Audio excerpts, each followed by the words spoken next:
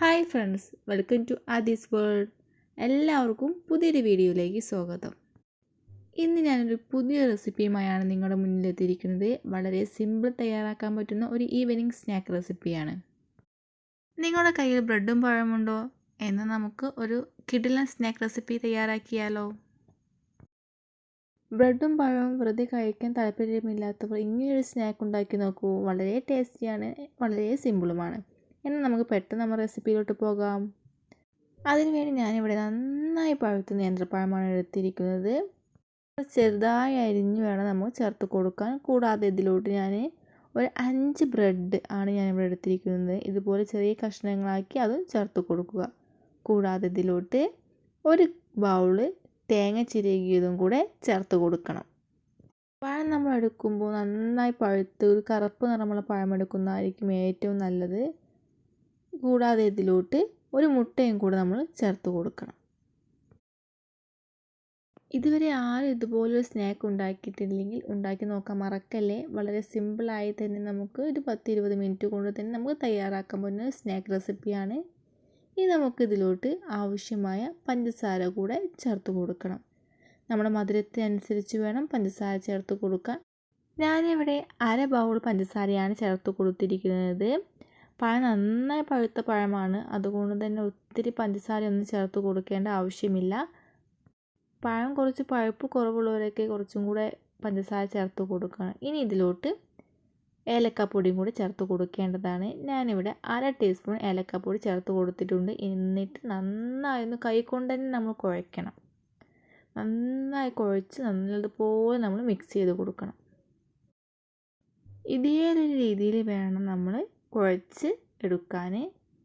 നന്നായി ലൂസാവാനൊന്നും പാടൊന്നുമില്ല. അതുപോലെ ചെറിയ തിക്നെസ്സിൽ വേണം നമുക്ക് മാവ് കിട്ടാൻ. ഇനി അടുത്തതായി നമ്മൾ ഒരു പാൻ ചൂടാക്കി അതിലോട്ട് ഓയിൽ ചേർത്ത് കൊടുക്കണം.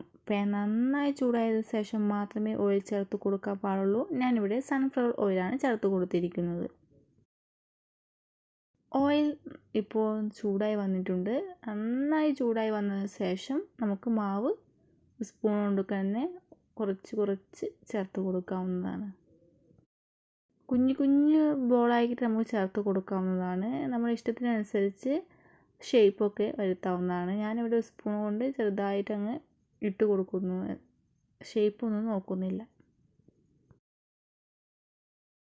ഏകദേശം ഒരു ഭാഗം നന്നായി വെന്ത് വന്നതിന് ശേഷം മാത്രം ഒന്ന് മറച്ചിട്ട് കൊടുക്കണം. ഇപ്പോൾ ഏകദേശം ഒരു ഭാഗമൊക്കെ നന്നായി വെന്ത് വന്നിട്ടുണ്ട്. ഇപ്പോൾ ഞാൻ മറച്ചിട്ട് കൊടുക്കുന്നുണ്ട്. മറുവശവും അതുപോലെ നന്നായി ഒന്ന് വേവിച്ചെടുക്കേണ്ടതാണ്. ഫ്ലെയിം നമ്മൾ മീഡിയത്തിൽ വെച്ച് വേണം ഇതെല്ലാം ചെയ്യാൻ, അല്ലെങ്കിൽ പെട്ടെന്ന് അങ്ങ് കരിഞ്ഞു പോവും. ഉള്ളൊന്നും വേവത്തുമില്ല, പെട്ടെന്ന് അങ്ങ് കരിഞ്ഞു പോകാനുള്ള ചാൻസ് കൂടുതലാണ്. അതുകൊണ്ട് ഫ്ലെയിം നമ്മളെപ്പോഴും മീഡിയത്തിൽ വെച്ചിരിക്കണം. നമ്മൾ ഇതുപോലത്തെ സ്നാക്കൊക്കെ ഉണ്ടാക്കുമ്പോൾ എപ്പോഴും ഫ്ലെയിം നമ്മൾ മീഡിയത്തിൽ വെക്കാൻ ശ്രദ്ധിക്കണം. ബാക്കി വരുന്ന മാവും ഇതുപോലെ തന്നെ നമുക്ക് ഓയിലിലോട്ട് ചേർത്ത് കൊടുക്കാം. നമ്മുടെ ഇഷ്ടത്തിനനുസരിച്ച് കുഞ്ഞായോ വലുതായോ നമുക്ക് മാവ് ഇതിലോട്ട് ചേർത്ത് കൊടുക്കാവുന്നതാണ്. നമ്മൾ ആദ്യം എങ്ങനെയാണോ വേവിച്ചെടുത്തത് അതുപോലെ തന്നെ ഇതും അങ്ങനെ വേവിച്ചെടുക്കുക. ഇത് നമ്മൾ ക്രിസ്പി സ്നാക്ക് റെസിപ്പി ഒന്നുമല്ല, വളരെ സോഫ്റ്റായൊരു സ്നാക്ക് റെസിപ്പിയാണ്.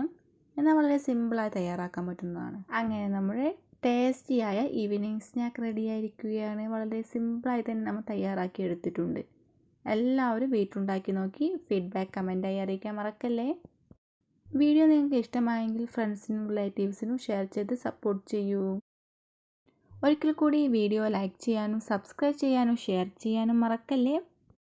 ഇതുപോലത്തെ കുട്ടി സിമ്പിൾ ആൻഡ് ടേസ്റ്റി റെസിപ്പിയുമായി ഞാൻ വീണ്ടും വരുന്നതാണ്. Thank you for watching my video.